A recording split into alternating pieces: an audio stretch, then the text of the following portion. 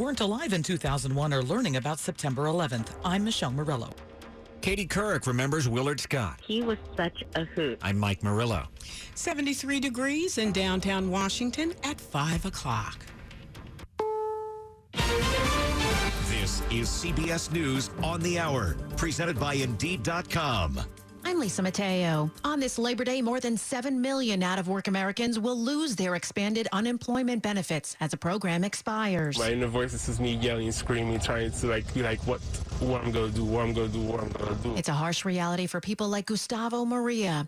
White House Chief of Staff Ron Klain spoke with CNN about what the Biden administration plans to do about it. We think the states have the resources they need to move people from unemployment to employment.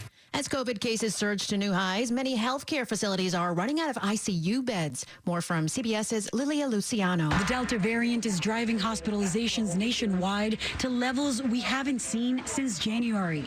Daily deaths jumped 131% just over the last month. We have a record number of Kentuckians in the hospital battling COVID, in the ICU battling for their lives. ICU beds are running out in Georgia, Kentucky, and Hawaii. And these surges come as more kids head back to school starting Tuesday. President Biden heads to New York and New Jersey tomorrow to survey the damage from Hurricane Ida. The storm killed 51 people in the Northeast. Governor Phil Murphy. There is a significant loss associated with this storm. We'll do all that we can in the state, but we need the federal government in a big way. Signs of violence in the takeover of Afghanistan. Allegations of Taliban brutality have begun to emerge. Family members say heavily pregnant mother Banu Nagar was shot dead in front of her children in Ghor, west of Kabul. Graphic pictures appear to show her badly disfigured face. The Taliban denies any involvement and say they're investigating. CBS's Charlie Daggett reporting. 4 people were killed, including an infant and a young girl in a shooting in Florida. The suspect is in custody after a gun battle with police. Polk County Sheriff Grady Judd. He had everything down to blood stop kits, first aid kits, and he was ready for battle. A popular food company is forking over millions after it found they were fudging the books. CBS's Diane King Hall has the story. Among the allegations, the company maintained false supplier contracts and logged unearned supplier discounts, making it look like the company achieved cost savings.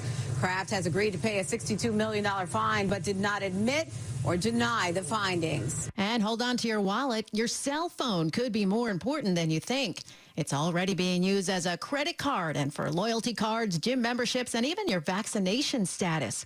Experts say digital versions of your work ID, driver's license could be next. This is CBS News. Indeed helps you hire great people fast. Indeed delivers 4 times more hires than all other job sites combined, according to Talent Nest. Visit Indeed.com/credit. 5:03 on this Monday, September the 6th. It's 70 degrees right now in Washington. Sunny later this morning, high around 80.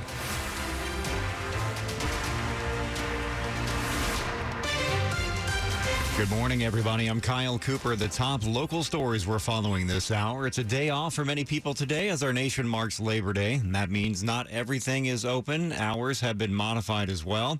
Metro Bus and Metro Rail will operate on a Sunday schedule today with trains running every 12 to 15 minutes on the Red Line. Every 15 to 20 minutes on other lines. There will be no MARC or VRE rail service today. In Maryland, most county government offices and schools are closed today, including Montgomery, Prince George's, and Anne Arundel counties. Much of the same story in our local Virginia counties. In D.C., a reminder that public parking meters do not need to be paid today, but ticketing for safety violations like blocking a fire hydrant will continue. The D.C. Circulator will run its regular Monday service with buses every 10 minutes during operating hours. You can see a complete list of what's open and what's closed around the region today at WTOP.com. The Navy has identified the 5 sailors killed in a helicopter crash on Tuesday in the Pacific coast of Southern California. 3 of them are from Virginia and Maryland. They are 31-year-old Hospital Corpsman Second Class Sarah Burns from Severna Park, 28-year-old Pilot Lieutenant Paul Fridley from Annandale, and 31-year-old Naval Air Crewman Second Class James Buriak from Salem. 5 other sailors were injured but are in stable condition. The helicopter crashed Tuesday last week about 70 miles off the coast of San Diego during what was called routine flight operations.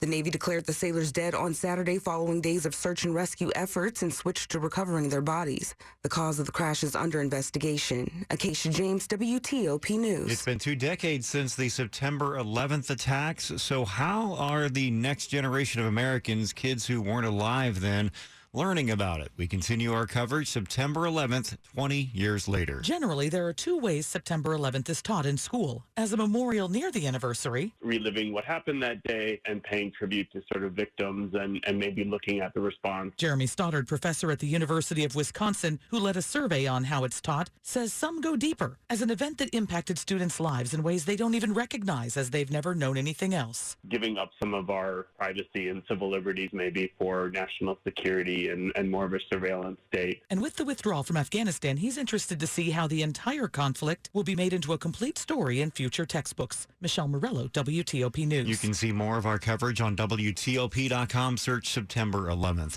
Anne Arundel police are investigating the vandalism of a new memorial that honors people who were victims of racial terror in the county. Officers found a string in the shape of a noose hanging from the lynching in Anne Arundel County historical marker about 11 o'clock on Sunday morning. The marker was installed only 2 months ago on the grounds of the Severna Park Library.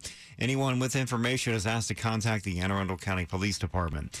This weekend, longtime Today Show forecaster Willard Scott died at the age of 87. Remembering Scott, who was from this area, is another D.C. area native and former Today Show host. Growing up in Arlington, Katie Couric remembers her excitement at 12 years old when she first met Willard Scott of Joy Boys radio fame at the time in a drugstore. And I said, "Excuse me, are you Willard Scott? Are you one of the Joy Boys?" Scott was an Alexandria native. Our roots forged a really deep bond between the two of us. Later on, she would join him on the Today Show. She remembers his love of life and how much he loved to laugh, recalling the times they'd get ready for the Macy's Thanksgiving Day Parade. The things he would say during the rehearsals while we were reviewing the scripts had everyone in stitches the entire time. She says his strength was making everybody feel special. Mike Murillo, WTOP News. Coming up on WTOP. 2 13-year-olds accused of armed carjacking.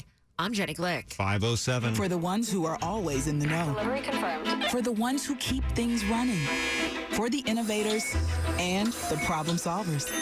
Grainger offers supplies and solutions for every industry, experienced staff at local branches, and free access to experts to help answer your toughest questions. So whatever challenge you face, we have the knowledge and products to help. Call, click Grainger.com, or just stop by. Grainger, for the ones who get it done. At CDWG, we get the importance of securing government information. That's why I whisper whenever I work out of the office, to keep things top secret. Sneaky, but a better idea.